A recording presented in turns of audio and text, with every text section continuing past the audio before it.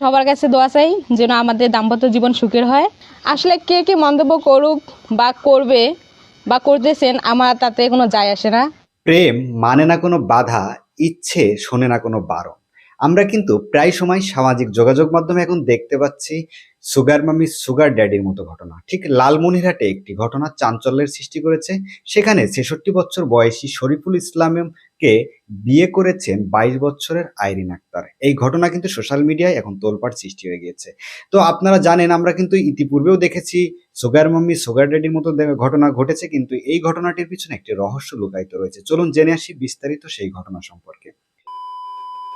আসসালামু আলাইকুম দর্শক, নিউজ স্টুডিও ৭১ ইউটিউব চ্যানেলের আরেকটি ভিডিওতে আপনাদেরকে স্বাগত জানাচ্ছি আমি রনি। আপনি আমার চ্যানেলে নতুন হয়ে থাকলে অবশ্যই চ্যানেলটি সাবস্ক্রাইব করে পাশে থাকা অল নোটিফিকেশন অন করে রাখুন, এবং ইতিমধ্যে সাবস্ক্রাইব করেই থাকলে আপনাদেরকে জানাই অসংখ্য অসংখ্য ধন্যবাদ। দর্শক, লালমনিরহাটে একটি চাঞ্চল্যকর ঘটনা ঘটেছে, যেটি নিয়ে সামাজিক যোগাযোগ মাধ্যমে তোলপাড় হয়ে যাচ্ছে। সেখানে ২২ বছর বয়সী একজন কলেজ ছাত্রী ৬৬ বছর বয়সী দাদাকে বিয়ে করেছেন। যেই ঘটনাকে কেন্দ্র করে কিন্তু এলাকা সহ তামাম সোশ্যাল মিডিয়ায় এখন উত্তেজনা চলছে যে কি করলো এই কলেজ পড়ুয়া ছাত্রী, তার কোন রুচির কারণে সেই ৬৬ বছর বয়সী একজন বৃদ্ধকে বিয়ে করলো। আসলে সেই বৃদ্ধ কিন্তু কখনোই বিয়ে করেনি সেই ৬৬ বছর বয়সী শরীফুল ইসলাম।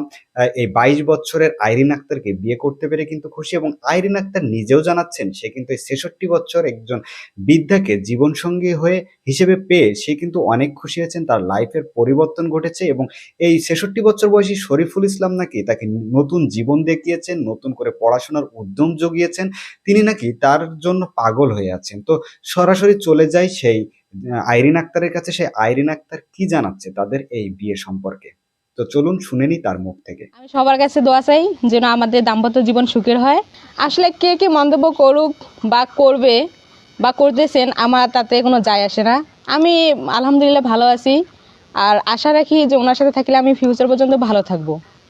আসলে হচ্ছে কি, ওনার বয়সটা যেহেতু একটু আমার চেয়ে দ্বিগুণ, সে অনুযায়ী আমার বাবা চাচ্ছিল না যে বিয়েটা হোক। সে অনুযায়ী উনি একটু রাজি ছিলেন না, যেমন তেমন কর্ম হোক ভালো সেরকম। হয়তোবা আমার ফ্যামিলি আমাকে জন্ম দিয়েছে আমার মা বাবা, কিন্তু হয়তোবা সেভাবে পথ দেখাইতে পারে নাই। কিন্তু এই মানুষটার বদলতে আমি হয়তোবা একটা সুন্দর প্রতিষ্ঠানে পড়তে পারতেছি। তো উনি আমার পাশে ছিলেন সব সময়। থাকার পরে আমি এসএসসি পরীক্ষা দিয়েছি। এসএসসি পরীক্ষা দেওয়ার পরে আমি সরকারি ম্যাথসের চান্স পাই, ওইখানে ভর্তি হই। উনি আবার সব কিছুই অ্যাপ্লাই থেকে নিয়ে এ থেকে জেড সব কিছু উনি সামলাইছে, এবং সেখানেই আমি পড়াশোনা শুরু করে দিই। তো তারপরে আমার এদিকে বয়স হইতেছে, আমার ফ্যামিলি থেকে বিয়ের চাপ আসতেছে, এখানে ওখানে বিভিন্ন জায়গা থেকে সম্বন্ধ আনতেছে আমার বাবা। তো হয়তো বা আমার ওইরকম আমার বাবা যেগুলো সম্বন্ধ আনতেছে আমার ওগুলো পছন্দ হইতেছে না, হয়তো বা বিভিন্ন কারণে হইতেছে না। তো এর মধ্যে নানা জানতে পারে যে আমার বিবাহ হইতেছে অন্য কোথাও। তারপর ইনি পারিবারিকভাবে এটা আলোচনা করলো যে উনি তো কখনো বিয়ে করেন নাই, হয়তো বা ওনার বয়স ৬৩ হতে পারে, ৬০ হতে পারে, কিন্তু উনি কখনো বিয়ে করেন নাই, আর আমি তো আগে করিয়ে নেই। তো উনি ভাবলো যে যদি আমি বিবাহ করি তাহলে একটা মেয়েটা একটা ভালো একটা জীবন পাবে। হয়তো বা অন্য কোথাও বিয়ে হলে মেয়েটা এত সংগ্রাম করে আসলো, হয়তো বা এরকম পাবে না। কিন্তু আমি যদি বিয়ে করি হয়তো বা সে জীবনটা সুন্দর করে গছাইতে পারবে। তো তারপর আমার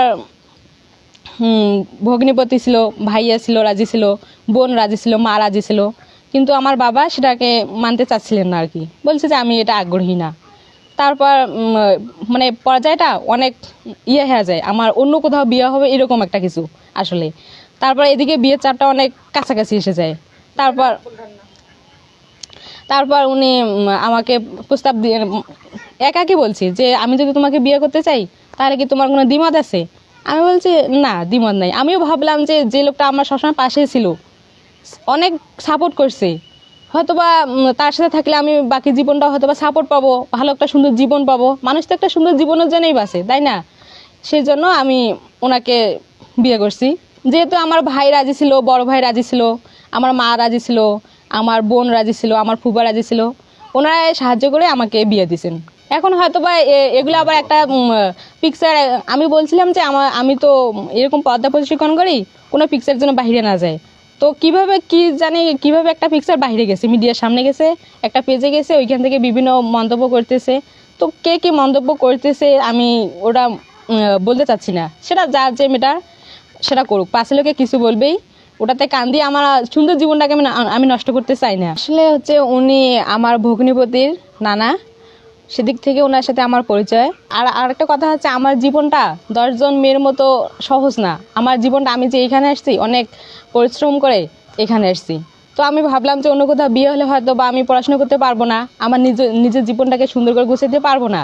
এই জন্য আমি ভাবলাম যে যদি বিয়ে করা লাগে তাহলে আমি আমার নানাকে বিয়ে করি। আর ওনার সাথে আমার কোনো প্রেম প্রীতি কিছু ছিল না, এমনিতেই ভালোবাসতাম, সম্মান করতাম, শ্রদ্ধা করতাম, এতটুকুই ছিল, আর কিছু ছিল না। আমাকে প্রস্তাব দিল যে আমি যদি তোমাকে বিয়ে করতে চাই তাহলে কি তুমি বিয়ে করবা? আমি বললাম এখানে আমার কোনো দ্বিমত নাই, যদি আপনি বিয়ে করেন তাহলে আমি বিয়ে করব। তারপর আমরা দুইজনে বিয়ে করি। দর্শক, আপনারা শুনলেন সেই আইরিন আক্তারের কাছ থেকে, সে 22 বছর বয়সী কলেজ ছাত্রী হয়ে কেন 66 বছর বয়সী একজন বৃদ্ধাকে বিয়ে করলো, সেই সম্পর্কে বিস্তারিত জানলেন। তো আসলেই আমাদের সমাজে আমরা কিন্তু ইতিপূর্বে কয়েকটি ঘটনা দেখেছি, যেখানে অল্প বয়সের ছেলে অধিক বয়সী মহিলাকে বিয়ে করেছে, অল্প বয়সীর মেয়ে অধিক বয়সী বৃদ্ধকে বিয়ে করেছে। এই ঘটনা কিন্তু আজকে নতুন নয়, তারপরেও হঠাৎ হঠাৎ করে ঘটে যায় গেলে এটি কিন্তু সোশ্যাল মিডিয়াতে তোলপাড় সৃষ্টি হয়। তবে এই ধরনের ঘটনা আসলে এটি কিসের আলামত বহন করে, এটি আপনাদের কাছে আমার জানার আগ্রহ থাকলো। এবং এই ধরনের ঘটনাতে আপনারা কি খুশি আছেন নাকি দুঃখ প্রকাশ করবেন আমি জানি না, সেটাও আপনাদের কাছে জানার আগ্রহ রইল। তো অবশ্যই আজকের এই ভিডিও সম্পর্কে আপনাদের মূল্যবান মতামত কমেন্ট করে জানাবেন।